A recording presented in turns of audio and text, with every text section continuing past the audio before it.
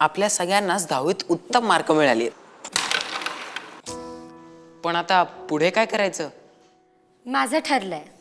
मला महाराष्ट्र राज्य तंत्र शिक्षण मंडळाचा डिप्लोमा करायचा आहे आणि मला 3 वर्षात रोजगारक्षम होऊन एका चांगल्या नोकरीला लागायचं आहे. पण या अभ्यासक्रमाची फीस खूप असेल ना?